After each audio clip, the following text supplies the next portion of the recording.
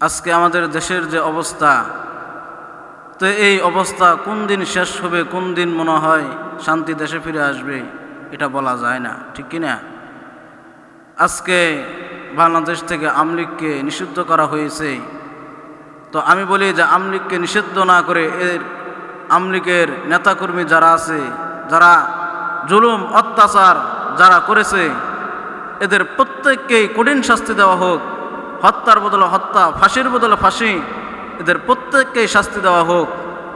দল নিষেধ নয়, বরঞ্চ আওয়ামী লীগের যারা ছিল, যারা মানুষকে নির্মমভাবে হত্যা করেছে, জুলুম অত্যাচার করেছে, এদেরকে কেসাস স্বরূপ হত্যার বদলে হত্যা, ফাঁসির বদলে ফাঁসি এদেরকে করা হোক।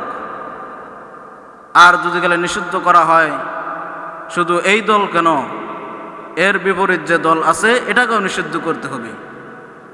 নিষিদ্ধ করতে হলে আওয়ামী লীগ কেন, বিএনপিকেও নিষিদ্ধ করতে হবে, কারণ এরাও হলো ফেতনাবাজ। এরাও যখন ক্ষমতায় ছিল তখনও তারা বিভিন্ন লুটপাট, বিভিন্ন কিছু হয়েছে, এরাও তো একই। নিষিদ্ধ করতে হলে দুই দলকেই করতে হবে। সুতরাং আওয়ামী লীগ নিষিদ্ধ নয়, এদের প্রত্যেককে আপনি কঠিন শাস্তি দেন, কঠিন শাস্তির ব্যবস্থা করেন। হত্যার বদলে হত্যা, ফাঁসির বদলে ফাঁসি। আর আজকে এই আওয়ামী লীগ সরকার পতন হয়ে গেছে, 8-9 মাস গত হয়ে গেল। তো এই সরকারের পতন হওয়ার মূল একজন, ছাত্ররা তো আন্দোলন করেছেই, এটাও একটি কারণ। আর সবচেয়ে যে ভূমিকা পালন করেছে বাংলাদেশের যিনি সেনাপ্রধান ওয়াকারুজ্জামান, তিনি সবচেয়ে একটা ভূমিকা পালন করেছেন এই সরকার পতনের ক্ষেত্রে। ওয়াকারুজ্জামান তিনি যদি চাইতেন যে এই মিছিল মিটিং তিনি বন্ধ করে দিবেন, তাদের ছাত্রদেরকে তিনি সরিয়ে দিবেন, ওয়াকারুজ্জামান ইচ্ছা করলে তিনি পাইতেন তার সেনাবাহিনী দিয়ে এই ছাত্রদেরকে তিনি দমাইতে পারতেন। কিন্তু সে এটা করে নাই, সে সত্যটা বেছে নিয়েছে, সে সত্যর পথে রয়েছে যে না, এইভাবে একটা দেশ চলতে পারে না, এইভাবে আওয়ামী লীগকে আর আগুনও দেওয়া হবে না। তিনি সত্যের পথ বেছে নিয়েছে। তো আল্লাহ পাক রব্বুল আলামিন তাকে যেন সঠিক পথে থাকার জন্য তৌফিক দান করেন, তাকে যেন পরকালে আল্লাহ পাক রব্বুল আলামিন যেন উত্তম যাজা যেন দান করেন। তো বাংলাদেশের যিনি সেনাপ্রধান, ইনি সবচেয়ে বড় একটি ভূমিকা পালন করেছে। তিনি যদি আজকে ভূমিকা না পালন করতেন তাহলে আওয়ামী লীগ সরানো যেত না। সরানো তো হয়েছে, এবং এদের প্রত্যেককেই শাস্তি দিতে হবে। দল নিষিদ্ধ নয়, দল থাকবে, কিন্তু শাস্তি দিতে হবে এদের প্রত্যেককেই, কঠিন শাস্তি, যারা জুলুম অত্যাচার নির্মমভাবে যারা হত্যা করেছে এদেরকে। আর যদি নিষিদ্ধ করতে হয় তাহলে বিএনপি সহ নিষিদ্ধ করতে হবে, কারণ এরাও তো কম নয়, এদেরকে সহ নিষিদ্ধ করতে হবে। সুতরাং আওয়ামী লীগ, বিএনপি আমরা এই সব ছেড়ে দেই, এই দল সব ছেড়ে দে, কোরআনের আইন আমরা চালু করি। আল্লাহর জমিনে আল্লাহর আইন চলবে, আল্লাহর আদালতে আমাদের দাঁড়াইতে হবে। সেজন্য আমরা কোরআন সুন্নাহ অনুযায়ী আমরা আইন করব। আমরা আল্লাহর জমিনে আল্লাহর আইন চালু করে দেই, তাহলে দেশেও শান্তি আসবে, মানুষের ভিতরেও শান্তি আসবে, পরিবারের ভিতরেও শান্তি আসবে, ঠিক কিনা? মনের মাঝে শুধু এই বেদনা, আসবে কবে সেই সূরজ সেনা, যারা করবে জারি কোরআনে যে দরায়, যারা করবে জারি কোরআনে যে দরায়। আল্লাহু আকবার।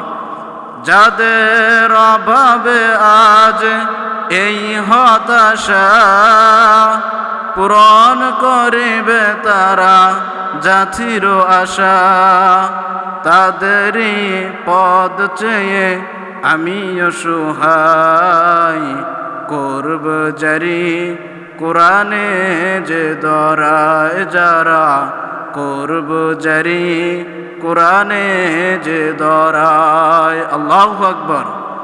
সেজন্য মুসলমান, কোরআনের আইন চালু করতে হবে, আমাদের নিজেদেরকে সজাগ থাকতে হবে, আল্লাহর আইন চালু করতে হবে। আল্লাহ পাক রব্বুল আলামিন বলেন, ইয়া আইয়ুহাল্লাযীনা আমানু, ও বিশ্বাসীরা কান লাগিয়ে শুনো, তুবু ইলাল্লাহি তাওবাতান নাসুহা, তোমরা আমি আল্লাহর কাছে তওবা করো, আমি আল্লাহ তোমাদের জীবনের গুনাহ সব মাফ করে দিব। সুবহানাল্লাহ। তওবায়ে নাসুহা কাকে বলা হয়? যে তওবার জন্য 3টা শর্ত। 1 নম্বর হলো পাপ কাজ ছেড়ে দিতে হবে, আর পাপ কাজ করা যাবে না। 2 নম্বর হলো পাপ কাজের উপর লজ্জিত হতে হবে। হায়, আমি কি করে এই পাপ কাজগুলো করলাম, কিভাবে আমি কি করে আমি হত্যা করলাম, কি করে আমি চুরি ডাকাতি করলাম। পাপ কাজ ছেড়ে দিতে হবে। 1 নাম্বার হলো পাপ কাজ ছেড়ে দিতে হবে। 2 নাম্বার ওই পাপ কাজের লজ্জিত হতে হবে। 3 নাম্বার পাপ কাজ আর কোনোদিন করা যাবে না। এমন তওবাকে বলা হয় তওবায়ে নাসুহা। এই তওবায়ে নাসুহা আমাদের করতে হবে। আল্লাহ পাক বলেন, বান্দা, মায়ের পেটে ছিলি একা, সেখানে ছিল অন্ধকার, তোমার কোনো সাথী ছিল না, তোমার কোনো বাতি ছিল না, আমি আল্লাহ ছিলাম তোমার অভিভাবক। দুনিয়াতে এখন যেয়া আমি আল্লাহকে তুই ভুইলা গেলি, আর তুই আমার নেতা, আমার দেশ, আমার দল, আমার ক্ষমতা, এই যে তুমি শুরু করেছো। মনে রাখিও বান্দা, মায়ের পেটে যেমন তুমি একা ছিলা, ওরকম পেট তোমার জন্য একটা আমি রেখে দিয়েছি, সেটা হলো কবর। ঠিক কিনা? এমন ঘরে যাইতে গো হবে, যেই ঘরের নাই সাথী, এমন ঘরে রইতে গো হবে, যেই ঘরের নাই বাতি। ঠিক কিনা? মাটির ঘর, মাটির বাড়ি, আরে মাটির হবে বিছানা, আসছো একা যাইবা গো একা, সঙ্গে কে হই যাবে না। সেজন্য মুসলমান, মরণের কথা স্মরণ করো, আর ওই কবরের কথা স্মরণ করো। ওই কবরের কথা স্মরণ করো। দুনিয়াতে যারা ছিল, শেখ মুজিবুর রহমান, জিয়াউর রহমান, এরশাদ, এরা যখন দুনিয়াতে ছিল, এরা যখন খাবারটা খাইতো, খাবারটাও টেস্ট করে খাইতো, পানি খাইলে পানিটাও টেস্ট করে খাইতো, যে বিছনায় ঘুমাইতো ওই বিছনাটাও টেস্ট করতো। কিন্তু আজকে তারা কই? তাদের জন্য কাপড় 3টা, আমার জন্য কাপড় 3টা। তারা জায়গা নিছে যেতটুকু, আমার জন্য জায়গা অতটুকুই, তারা বেশি নিতে পারে নাই। তারা 3টা কাপড় নিয়ে গেছে, তারা 3.5 হাত মাটির জায়গায় নিয়েছে। আমার জন্য কাপড় 3টা, আমার জন্য 3.5 হাত জায়গা। ঠিক কিনা? সেজন্য রাজা বলো, বাদশা বলো, যাই কিছু বলো না কেন, সবাই সমান। মাটির বিছানা, কাপড় 3টা, 3.5 হাত জায়গায় নিতে হবে, এর বেশি কেউ নিতে পারবে না। সেজন্য ওই কবরের কথা স্মরণ করো। তওবায়ে নাসুহা। জীবনে যত গুনাহ করেছি, আল্লাহ পাক রব্বুল আলামিন যদি খেলে তওবায়ে নাসুহা কোনো বান্দা করে, এমন তওবা সে আর পাপ কাজ করবে না। এমন তওবায় যদি সে করে, আমার আল্লাহ পাক রব্বুল আলামিন তোমাকে অবশ্যই তোমাকে ক্ষমা করে দিবে। সুবহানাল্লাহ।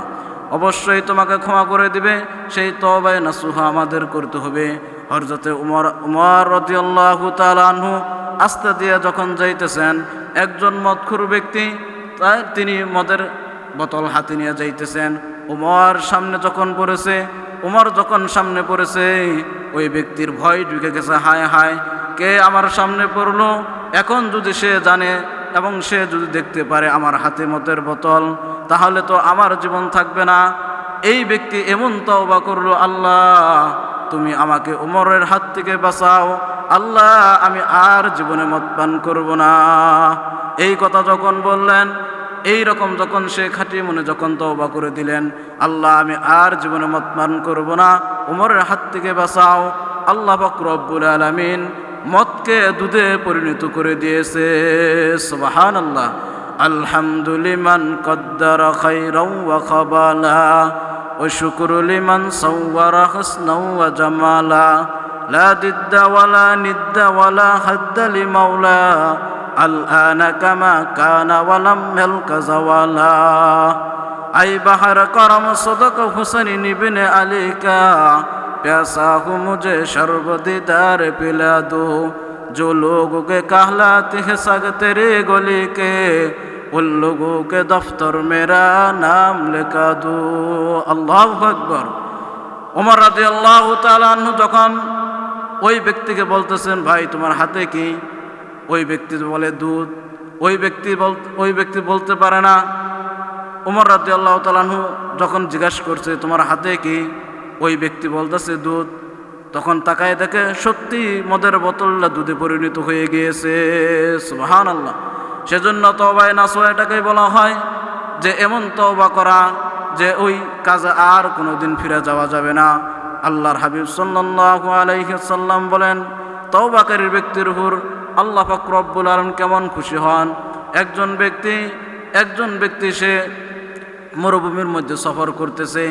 সফরে যখন বের হলো, মরুভূমির তার অর্ধেক যখন গেছে, রাস্তার অর্ধেক যাওয়ার পর দেখে একটা গাছ, মরুভূমির মধ্যে একটা গাছ, ওই গাছের নিচে তিনি আরাম করার জন্য তার উটকে ওইখানে বাঁধলেন। তার উটের উপর তার আসবাবপত্র, পানি, খাবার দাবার সব ছিল ওই উটের উপরে। ওই উটকে ওই গাছের ওইখানে বাঁধলেন। আর ওই ব্যক্তি একটু বিশ্রাম করার জন্য যখন শুইলেন, ঘুমে তনে উঠছে, এরপরে দেখতেছে ওই উটটা আর নাই। এই ব্যক্তি এমন হয়ে গেল যে হায় হায় আমার উটটা গেল কোথায়? আমি যে জায়গা থেকে আসছি ওই জায়গায় তো আমি যেতে পারবো না, আবার যে জায়গায় যাইতে চাইতেছি ওই জায়গায় তো আমি যাইতে পারবো না। আমার নিশ্চিত আমার মরণ, কারণ আমার উটের উপরে আমার আসবাবপত্র, খাবার, পানি সব আমার উটের উপরে, আমি তো উট দেখতেছি না। এই ব্যক্তি একদম নিরাশ হয়ে গেল। নিরাশ হয়ে যাওয়ার পর বলতেছে, আল্লাহ আমি ডান কাত হয়ে ঘুমাইলাম, এই ঘুমের মধ্যে তুমি আমার মরণ দিয়ে দিও। এই কথা বলে যখন ঘুমাইলেন, ঘুমানোর পর আবার একটু পর যখন চাওয়া পর দেখে ওই উটটা তার আসবাবপত্র নিয়ে ওখানেই দাঁড়ায় রয়েছে। সুবহানাল্লাহ। তখন ওই ব্যক্তি কেমন খুশি হলো। অত্যন্ত খুশি হওয়ার পর আল্লাহকে বলতেছেন, আল্লাহ তুমি হইলা বান্দা, আমি হইলাম মাওলা। কেমন খুশি হয়েছে ওই ব্যক্তি কেমন খুশি হওয়ার পর এমন কথা বলে ফেলেছে যে আল্লাহ তুমি হইলা বান্দা, আমি হইলাম মাওলা। তো এমন কথা বলে ফেলেছে, কারণ যখন কোনো পিতা তার সন্তানের উপর যখন খুশি হয় তখন কিন্তু খুশি হয়ে এই কথাটা বলে, আরে তুই তো আমার সন্তান না, যেমন তুই আমার কে আব্বা লাগস। তো এরকম ওই ব্যক্তি কিরকম খুশি হয়েছে। তো আল্লাহর হাবিব সাল্লাল্লাহু আলাইহি ওয়াসাল্লাম বলেন, অনুরূপভাবে আমার আল্লাহ এমনই খুশি হয় ওই ব্যক্তি যেমন হারানো উটটা পেয়ে এমন খুশি হয়েছে, আমার আল্লাহ এর চাইতে অধিক খুশি হয়। বরদরামত বান্দায়ে বুগরিখতা আবরুয়ে খুদ বাসিয়া রিখতা। আল্লাহ বলেন, আমার বান্দা গুনাহ করেছে।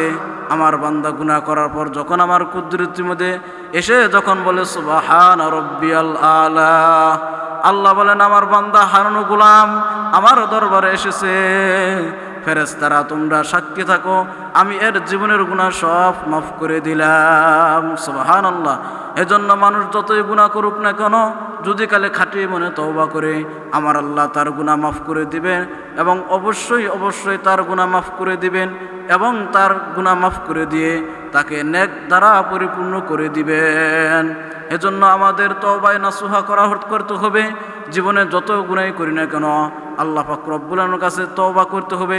আল্লাহ পাক রব্বুল আলামিন ক্ষমা করে দিবেন। আল্লাহ হাবিব সাল্লাল্লাহু আলাইহি ওয়াসাল্লাম বলেন, কিয়ামতের ময়দানে হাসরে আল্লাহ পাক রব্বুল আলামিন দুই ব্যক্তিকে বলবেন, এরে তোমাদের আমলনামা একদম তো কিছুই নাই, শুধু খালি বদ আমল। জীবনে কি দুনিয়াতে আমার একটা কথাও শুনতে পারলি না, আমার একটা কথাও মানতে পারলি না, যা আজকে জাহান্নামের দিয়ে চলে যা। আল্লাহ পাক রব্বুল আলামিন দুই ব্যক্তিকে এই কথা বলবেন। দুইজন ব্যক্তি তারা যাইতে থাকবে, তারা দৌড় দিবে। দুইজন ব্যক্তি দৌড় দিবে, একজন দৌড় দিবে, সে চোখ মুজা দিবে দৌড়, সে আর পেছনের দিকে তাকাইবে না। আরেকজন ব্যক্তি দৌড় দিবে আর পেছনের দিকে তাকাইবে। আল্লাহ পাক রব্বুল আলামিন ওই প্রথম ব্যক্তিকে বলবেন, বান্দা দাঁড়া, বান্দা তুই কই যাস? ওই বান্দা বলবে, আল্লাহ দুনিয়াতে তোমার একটা কথাও মানি নাই, আজকে তুমি একটা কথা বলেছো, সেই জন্য তোমার কথাটা পালন করতে চাইতেছি, সেজন্য আল্লাহ তোমার হুকুম মানতে চাইতেছি। তুমি দৌড় দিতে বলেছ, আমি দৌড় দিছি। বান্দা তুই যে দৌড় দিলি, তুই কি জানোস না সামনে কি? আমি জানি আল্লাহ সামনে জাহান্নাম, কিন্তু তার বাদেও তোমার হুকুম আজকে আমি পালন করব। এই কথা যখন ওই বান্দা বলবে, আল্লাহ বলবেন, বান্দা তোর গুনাহ কতটুকু, তার থেকে আমার মায়া এবং দয়া তার থেকে অধিক বেশি। সুবহানাল্লাহ। বান্দা আর তুই ওদিকে যাস না, ডাইনে যা, ডাইনে যা, জান্নাতে ঢুক, তোকে আমি ক্ষমা করে দিলাম। সুবহানাল্লাহ। এই ব্যক্তি তখন জান্নাতে যাবে, আর দ্বিতীয় ব্যক্তি যে দৌড় দিবে আবার পেছনের দিকে তাকাইবে। এই ব্যক্তিকে বলবে, বান্দা দৌড় দাও, আবার পেছনের দিকে তাকাও কেন?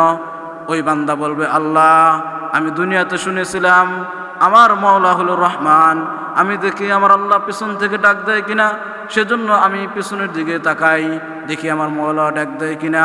আল্লাহ তখন বলবে, বান্দা বান্দা জীবনে গুনাহ করছো আর কি, তার থেকে মায়া আমার অনেক বেশি। সুবহানাল্লাহ। সুতরাং তুমি ডাইনে যাও, জান্নাতে যাও, জান্নাতে যাও, তোমাকে আমি ক্ষমা করে দিলাম। আল্লাহ পাক রব্বুল আলামিন তাদেরকে ক্ষমা করে দিবেন, তারা জান্নাতে যাবে। আল্লাহর হাবিব সাল্লাল্লাহু আলাইহি ওয়াসাল্লাম বলেন, বনি ইসরায়েলের এক ব্যক্তি, সে পাপ করতে করতে অনেক গুনাহ করে ফেলেছে, অনেক গুনাহ করে ফেলেছে। সে নিশ্চিত জানে, আমি যদি মারা যাই আর আল্লাহ পাক রব্বুল আলামিন যদি আমাকে ধরতে পারে, তাহলে নিশ্চিত আমার জন্য জাহান্নাম, আমার জন্য নিশ্চিত জাহান্নাম। সেজন্য ওই ব্যক্তি তার ছেলে সন্তানদেরকে ডাক দিয়ে বলতেছেন, ও আমার আদরের সন্তানেরা শোনো, আমি যদি মারা যাই তাহলে তোমরা আমাকে কি করবা? কে গো আব্বা, তুমি যদি কালে মারা যাও তোমাকে আমরা গোসল করাবো, দাফন কাফন করব। এই কথা যখন বললেন, ওই ব্যক্তি বলতেছে, না তোমরা আমাকে গোসল করাবে না, দাফন কাফন করবে না, কারণ আমার মওলায় যদি কাল আমাকে ধরতে পারে তাহলে আমার কোনো উপায় থাকবে না। তাহলে কি করবো আমরা? আমি যদি মারা যাই তোমরা আমাকে পুরবা, পুইরা ছাই বানাই ফেলাইবা, কয়লা বানাই ফেলাইবা। এরপর ওই ছাইগুলো কিছু পানিতে ফেলে দিবা, আর কিছু মাটিতে বালুতে ফেলিয়ে দিবা, কারণ যদি কালে আমার মওলায় ধরতে পারে তাহলে তো আমার উপায় থাকবে না। এই কথা যখন বললেন, তখন বললেন, ঠিক আছে। ওই ব্যক্তি যখন মারা গেল, তার পিতার ওসিয়ত অনুযায়ী ওই ব্যক্তি যখন মারা গেল, তার সন্তানরা তাই করলো, তাকে পুরা ছাই বানাই ফেলাইলো। ছাই বানানোর পর কিছু ছাই পানিতে মিশাই দিল, আর কিছু ছাই বালুতে মিশাই দিল। এরপর এই কাজ যখন তারা করলো, আল্লাহ পাক রব্বুল আলামিন ডাক দিলেন, ছাই তোমরা আগের মতো একত্রিত হয়ে যাও। এই কথা যখন বললেন, আবার এই ছাইগুলো একত্রিত হয়ে গেল। আল্লাহ পাক রব্বুল আলামিন হুকুম দিলেন, গোশতে মাংসে পরিণত হয়ে গেল। রূহ দিয়ে দিলেন, রূহ আসলো।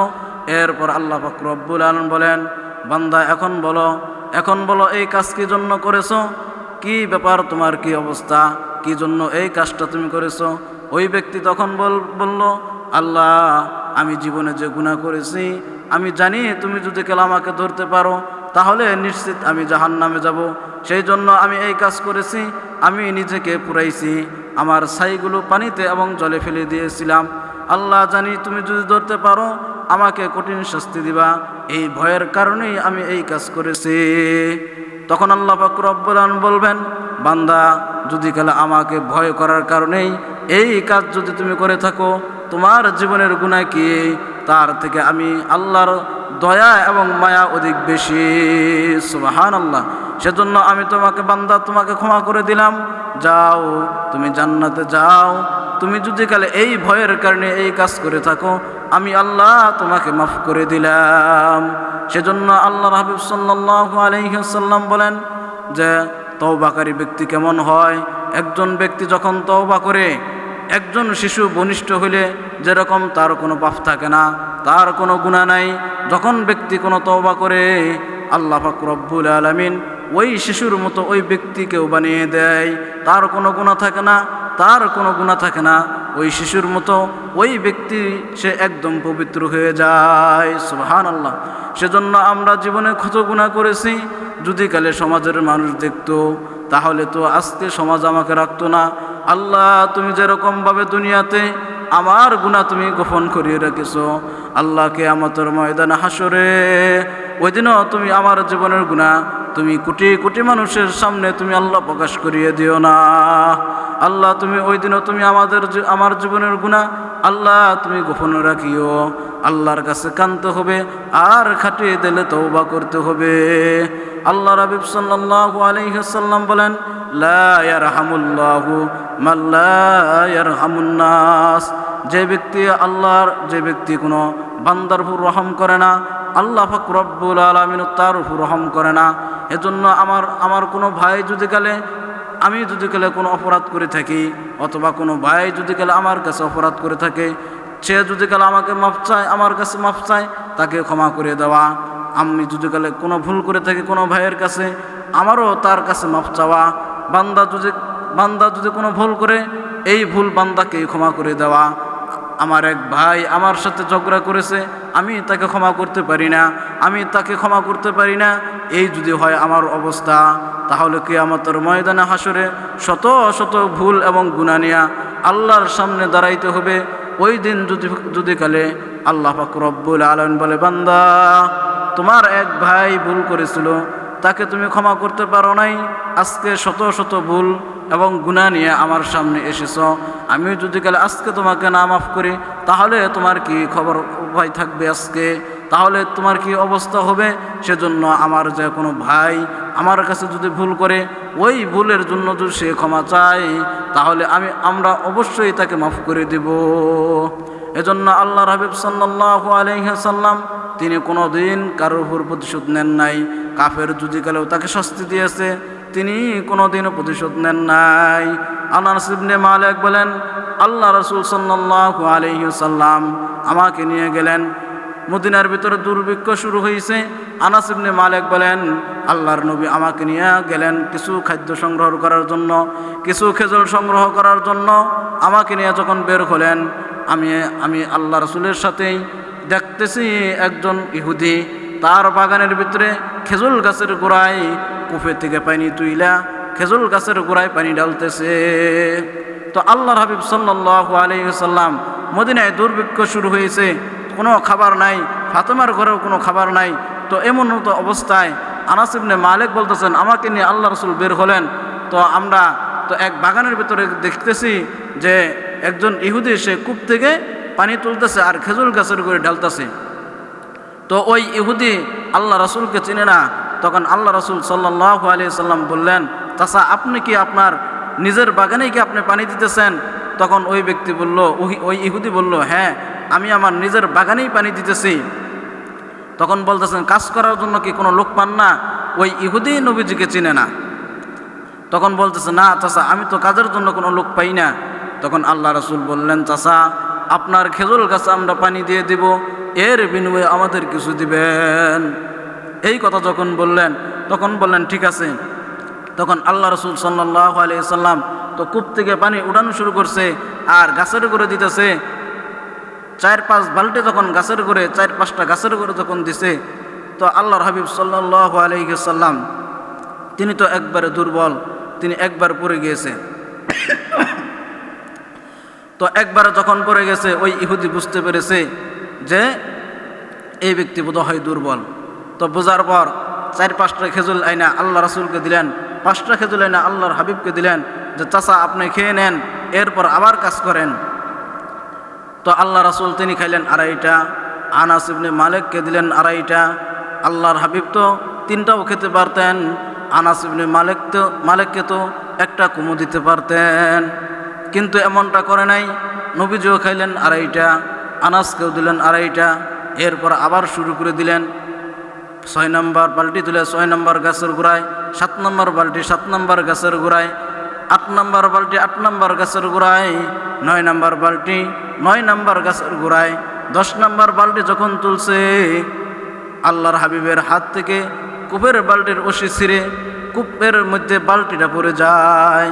যেই মাত্র কূপের মধ্যে বালতিটা পড়ে যায়, আল্লাহর হাবিব বলেন, ইন্না লিল্লাহি ওয়া ইন্না ইলাইহি রাজিউন। এই কথা যখন বলছে, ইহুদি দৌড়ে আসছে, চাচা কি হয়েছে? চাচা কি হয়েছে? ইবনে নীলা বললেন যে চাচা, আল্লাহর হাবিব বলতেছেন, চাচা আমার এই যে ওসি যে আমি যে বালতি দেওয়া যে আমি কূপ থেকে পানি তুলতেছি, হয়তো ওসিটা দুর্বল হয়ে গেছে, নরম হয়ে গেছে, যার কারণে বালতিটা কূপের মধ্যে পড়ে গেছে, ওসি ছিঁড়াই গেছে। ইহুদি তো রাগান্বিত হয়ে গেছে, হায় হায়, আপনি কি কাজ পারেন যে আপনি আমার বালতিটা কূপের ভিতরে ফেলাই দিলেন? আপনি আমার বালতিটা কূপের ভিতরে ফেলাই দিলেন, আপনি কি কাজ পারেন? তো আল্লাহর হাবিব বলতেছেন, এই কাজ আমি না, শুধু আমার বংশধরেও পারে। সুতরাং ওসির দোষ, ওসি নরম ছিল, যার কারণে ওসি ছিঁড়ে পড়ে গেছে বালতি। ইহুদি বলে আপনার দোষ, আল্লাহর হাবিব বলে ওসির দোষ। এক কথায় দুই কথায় ইহুদি আগান্বিত হইয়া আল্লাহর হাবিবের সাথে বেদবি করে ফেলাইছে। যেই মাত্র বেদবি করছে, আনাস ইবনে মালিক বলেন, ইয়া রাসূলুল্লাহ, পায়ের রক্ত আমার মাথায় উঠে গেছে, আমাকে অনুমতি দেন, এই ইহুদিকে আমি ছাড়ব না। আনাস ইবনে মালিককে আল্লাহ রাসূল সাল্লাল্লাহু আলাইহি সাল্লাম বলেন, আনাস ইবনে মালিক, ও আনাস, তুমি শান্ত হও, তুমি শান্ত হও, এই ইহুদি যেন মুসলমান হয়ে যায় এই বেদবির করার কারণে। এই দোয়াই করো আনাস, কোনো প্রতিশোধ নিতে হবে না। এই কথা যখন বললেন, তো আল্লাহ রাসূল বললেন, চাচা, আপনার কাজ যতটুকু করছি এতটুকুই থাক, এখন আমাদের যা কাজ করছি এর কিছু বিনিময় দেন, আমরা চলে যাব, আপনার কাজ আর করব না। ওই ইহুদি বলতেছে, ঠিক আছে, আপনাকে দিয়ে আর কাজ করাবো না। তো আগে দিয়েছেন খেজুর কয়টা? 5টা, আর এরপরে দিলাম 40টা। প্রত্যেকটা বালতি তোলার জন্য 5টি করে খেজুর, 5 নং 45। আগে খাইছেন 5টা, আর এখন দিলাম হইল 40টা। 9 বালতি তুলছেন, এইতে দিলাম 40টা। তো আল্লাহর হাবিব বললেন, আমার খাবারের ব্যবস্থা হয়ে গেছে। আনাস ইবনে মালিক কিনে যখন যাইতে শুরু করলেন, আনাস ইবনে মালিক কিনে যখন আবার যাইতে শুরু করছে, একটু দূর আগাতে না আগাতেই ওই ইহুদি বলতেছে যে এই বালতির হিসাব আমি কিয়ামতের ময়দানে নেব। আমার বালতি কেন কূপের মধ্যে ফেলানো হলো, আমার বালতি কেন ওইখানে পড়লো, এর হিসাব আমি কিয়ামতের ময়দানে নেব। আল্লাহর হাবিব সাল্লাল্লাহু আলাইহি ওয়াসাল্লাম ইহুদির হাত ধরছে, আয়, আবার কি বলস? তোর বালতি ফালাইছি, বেদবি করছ, আবার কি বলস? কি বলি? আমার বালতি কিয়ামতের ময়দানে দিতে হবে, আমার বালতি কেন ফালাইলেন? আল্লাহর হাবিব হাত ধরে বলতেছেন, আয়, তোর বালতি আমি তোকে দিব। আল্লাহর হাবিব সাল্লাল্লাহু আলাইহি ওয়াসাল্লাম কূপের দিকে হাত বাড়ায় বলেন, ওরে কূপের পানি, উপরের দিকে চলে আসো, তোমার বুকে আমার বালতিটা পড়ে গিয়েছে। যেই মাত্র এই কথা বলেছে, সাথে সাথে কূপের ভিতর থেকে পানি উপর দিকে আসা শুরু হয়ে গিয়েছে। কূপের বালতির পানিও বাসে, বালতিও উপর দিকে ওঠে, পানিও উপর দিকে ওঠে, বালতিও উপর দিকে ওঠে, উঠতে উঠতে একদম মুখের কিনারা এসে গেছে। আসছে আল্লাহ রাসূল বালতিটা নিয়া ওই ইহুদিকে দিলেন, ধরে ইহুদি, তোর বালতি আমি তোকে ফিরিয়ে দিলাম।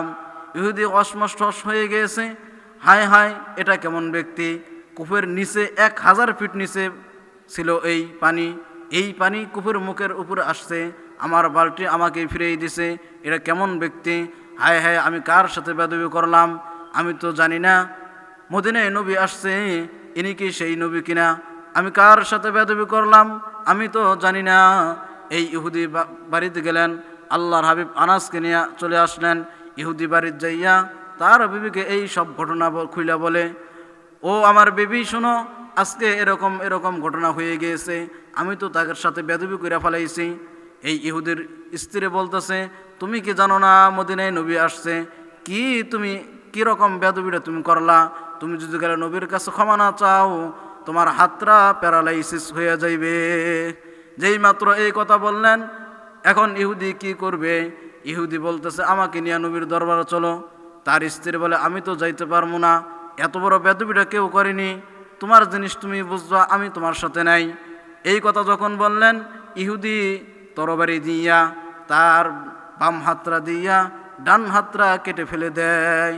যেই মাত্র ডান হাতটা কেটে ফেলে দেয়, ডান হাতটা জমিনে পড়ে দরফর দরফর করতেছে। ওই স্ত্রী বলতেছে, হাত কাটলে লাভ নাই, নবীর দরবারে যাও, নবীর কাছে ক্ষমা চাও, সে যদি ক্ষমা করে তাহলে তুমি ক্ষমা পাইবা, না হয় তোমার কোনো ক্ষমা হবে না। এখন কি করবে? এই ইহুদি কাটা হাতটা নিয়া আল্লাহর হাবিবের দরবারে গেলেন, ফাতেমার ঘরে গেলেন, যায় দেখে ওইখানে আলী, আরও কয়েকজন সাহাবী, আনাস ইবনে মালিক, হযরত বেলাল, আরও কয়েকজন সাহাবী ওইখানে। আল্লাহর হাবিবকে যখন ডাক দেওয়া হলো, সাহাবী বলেন, আমি আল্লাহ রাসূলকে ডাক দিলাম, ডাক দেওয়ার পর আল্লাহর হাবিব দেখে ওই ইহুদি আসছে। আল্লাহ রাসূল বললেন, কিরে, এখনো তুই মুসলমান হস নাই, বেদবি করছ এখন আবার কি? ইহুদি বলতেছেন, ইয়া রাসূলুল্লাহ, আমি যে বেদবি করে ফেলেছি আমার জন্য এটা ঠিক হয় নাই, আমি আমার হাত কেটে ফেলেছি। ইয়া রাসূলুল্লাহ, আমি নিজের হাত নিজেই কেটে ফেলেছি। আল্লাহ রাসূল বললেন, তোমার হাত কাটছো এই জন্য তোমার বেদবি ক্ষমা হয় নাই, তাহলে কি করতে হবে?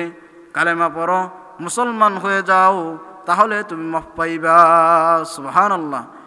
এরপরে ইহুদি বলেন, আমাকে কালেমা পড়াই দেন, আমি কালেমা পড়ে ফেলবো। এরপরে আল্লাহ রাসূল তাকে কালেমা পড়াই দেন, আশহাদু আল্লা ইলাহা ইল্লাল্লাহু মুহাম্মাদুর রাসূলুল্লাহ। সঙ্গে সঙ্গে ইহুদি কালেমা পড়ে মুসলমান হয়ে যায়। সুবহানাল্লাহ। যেই মাত্র মুসলমান হয়ে যায়, এখন বলতেছেন ইহুদি, হুজুর মুসলমান হয়েছে, আমার গুনাহ মাফ নেই? কয়, হ্যাঁ, এখন তোমার গুনাহ মাফ। তাহলে হুজুর হাতটা, কাটা হাতটা একটু জোড়া লাগাই দেন। তো আল্লাহ রাসূল বলেন, আমি কেমনে জোড়া লাগাইব?